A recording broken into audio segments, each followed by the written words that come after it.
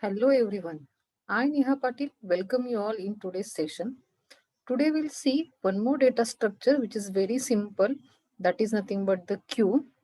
In this video, we'll see introduction about the queue data structure and representation of a linear queue using the array and operations on that. So queue is nothing but what? It is a linear data structure in which we are going to add the elements from one end and from the other end we are going to delete the elements. And queue is going to follow the first in first out property. That's why the main principle of the queue is nothing but FIFO, that is first in first out. And common example of queue already we everyone know, that is nothing but people waiting in the line at the ticket window. This is the general common example of a queue. So this is the definition of a queue. Queue is a linear data structure in which a new element is inserted at one end and the one element is deleted from the other end. The end from which we are going to delete the element is known as the front end, and the end from which we are going to add the element is known as the rear end. So this is the sample queue I have shown here.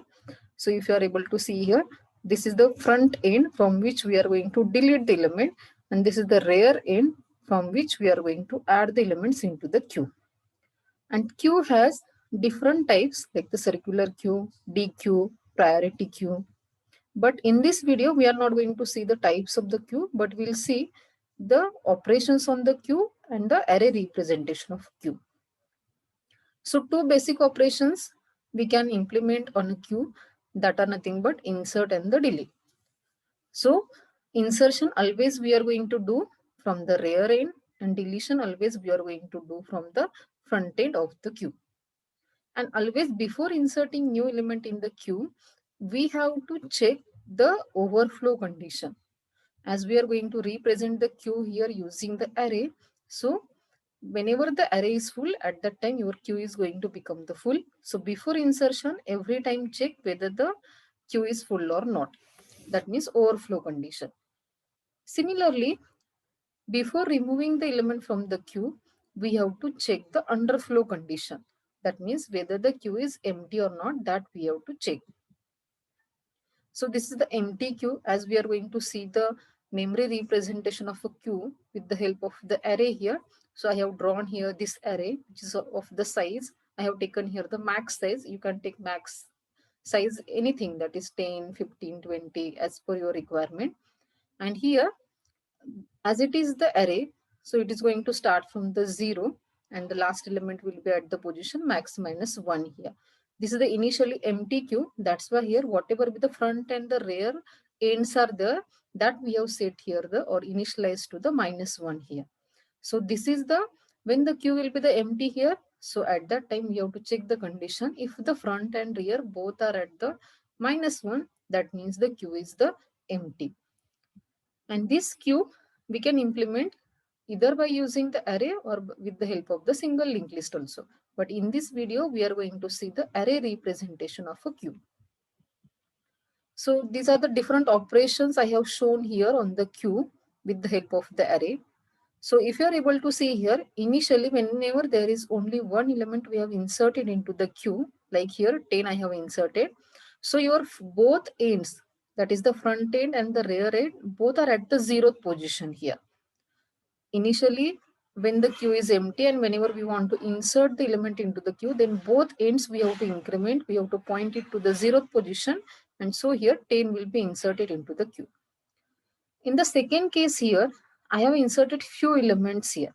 So if you are able to see here, as I have not done at the deletion here, so front is at the 0th position and the rear is at the 3rd position, that is nothing but actual 4th position here. Then after deletion of the first two elements, now we have deleted here the 10 and the 20 from this array. So our front end is now pointing to the second position, that is the second index here, which is nothing but the element 30 here. And the rear is as it is at the 40 here. And now whenever I have deleted the 30 here, then your front and rear both are pointing to the same position here, which is indicating like only one element is present into the queue here. Now in this last case here, if you are able to see here, I have inserted the elements after the 40 here, that is the 50 and the 60. So 60 is nothing but what, the last position of the array here or the queue here. So rare is at the last position here. And if you are able to see here, the first position is actually empty here. But here, as the rare is at the last position here, and after this, if I want to implement the insertion operation, then it is not possible for us because the rare is at the max position here. So this is actually the drawback of the linear queue here. Though the first some spaces are empty here, we are not able to utilize that spaces here as the rare is at the last position. So this is the actually the drawback of the linear queue. So now this is the code related with the insertion operation. So whenever we want to insert any item, then as I told you, first we have to check the queue overflow condition.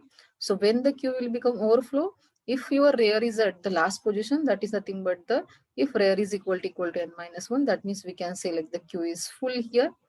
And then if initially the queue is empty, that means if the front is equal to minus 1, then we have to initialize it to the 0. And then here we have to accept the value from the user which we want to insert here, increment the rear end, and then in that position we have to insert the value, that is the queue of rare is equal to value here. So every time before the insertion, first you have to increment the rear end, and then to that rare position we can insert the atom into the queue here. So this is the insertion operation.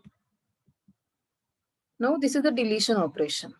So as I told you, while applying the deletion operation, first we have to check the underflow condition. That means if the queue is empty, when the queue will be the empty here. Now the two conditions are here actually. If the front is equal to minus 1, in that case also your queue will be the empty. And whenever after deleting few elements from the queue, whenever the front is crossing the rear, then at that time also your queue will be the empty here. So both these conditions we have to check here. If any one condition is going to match here, that means the queue is empty.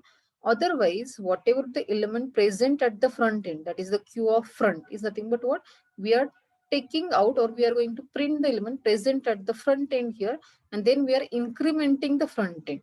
That is the front plus plus. So this sequence is very important. First, you have to take out the element present at this front end and then increment the front end so that this front index will point to the next element at the next time deletion here. So this is the deletion operation actually. So as I mentioned here, the main limitation of the linear queue is nothing but what? It creates a scenario where no new element can be added in the queue, even if the queue contains some empty spaces as shown in the above figure there. So this is actually one drawback of the linear queue is there. And now we'll see what are the applications of the queue. So there are the numerous applications of the queue in computer science, like real life applications like railway ticket reservation, banking system. These we can implement using the queue. One of the most useful application again is nothing but the simulation.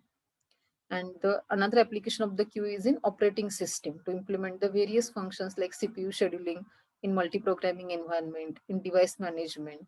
Everywhere we are going to use the concept of the queue here.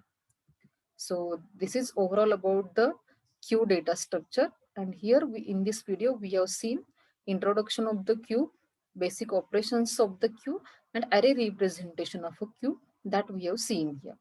So thank you very much for watching this video.